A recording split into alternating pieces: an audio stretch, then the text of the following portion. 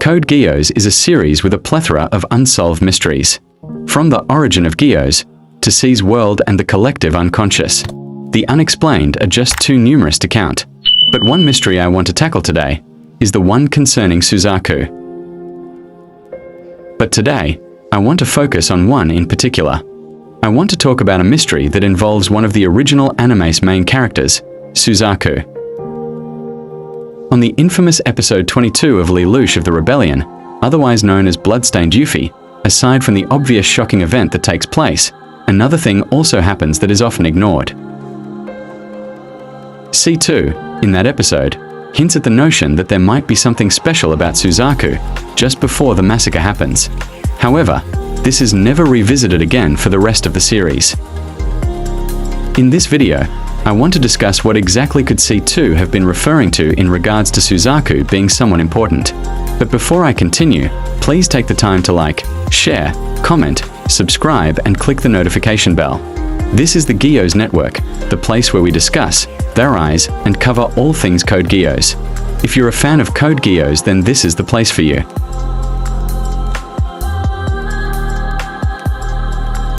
I, Lelouch v. Britannia, command you.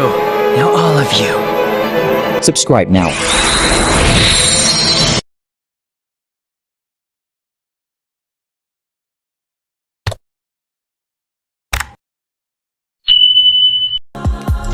Suzaku Kururugi is a soldier in the Britannian military, who also holds the status of Honorary Britannian.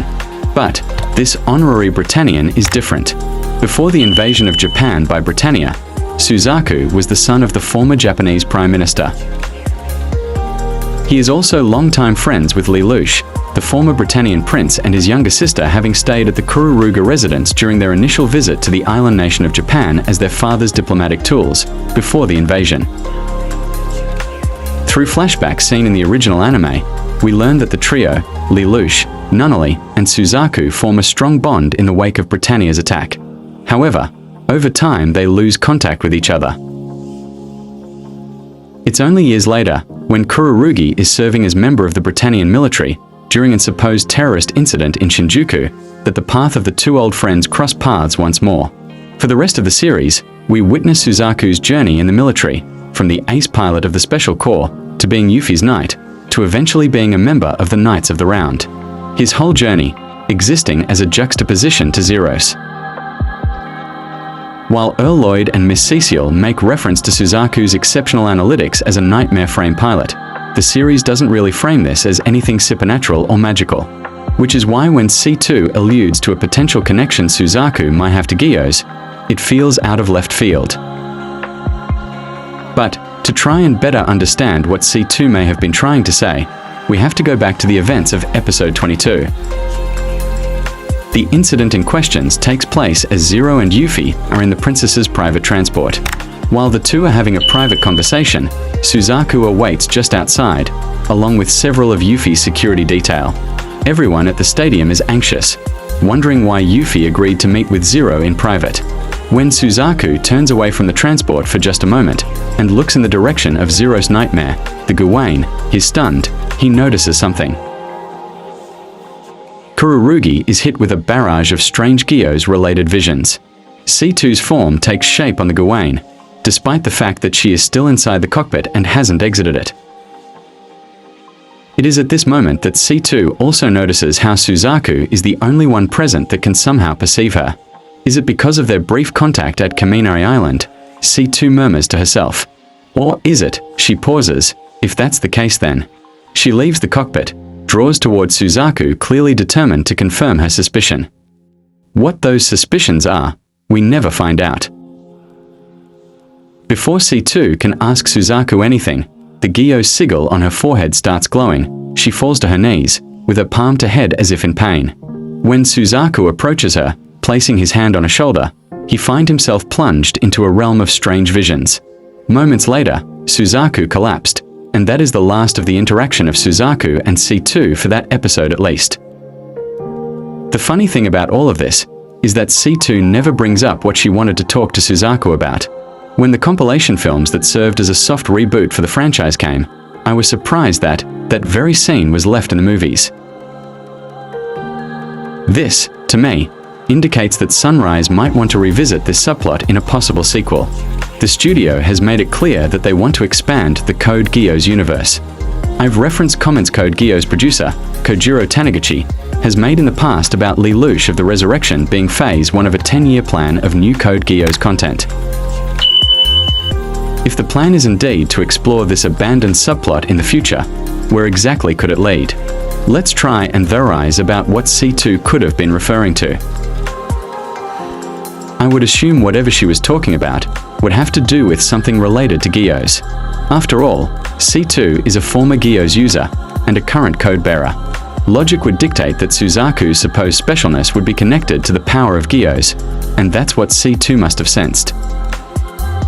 Is Suzaku a Geass user? Code bearers have the ability to sense other Geass users. This would explain what C2 could have sensed in Kurorugi. But if Suzaku has the power of Geass, where could he have gotten such a power? If you recall, in Akito the Exiled, Layla was offered the power of Geass as a young girl by none other than C2 herself. I bring this up to remind you of the first scene in the original anime. The first episode opens up with C2 watching Lelouch and Suzaku as children.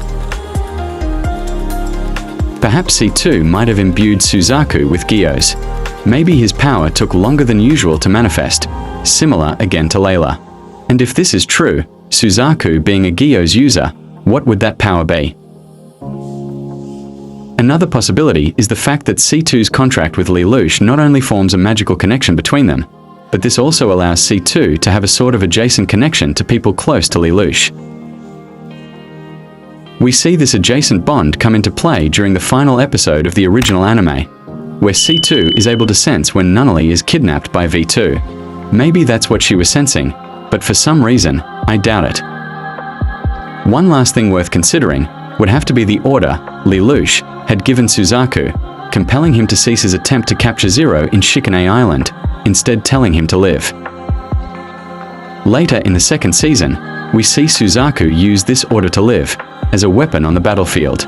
This is also similar to how Akito Hyuga uses the order to die that was given to him by his brother. I don't know if Suzaku and Akito are the only ones who can weaponize their Geass orders like that specifically, or if others can do it as well. In closing, if the studio really wants to explore this story direction, it's fascinating to think of all the possibilities. But anyway, what do you think? Is there really something more to Suzaku? Could he be a Geass user? Leave a comment down below. And don't forget to like, share, subscribe, and click the notification bell as well.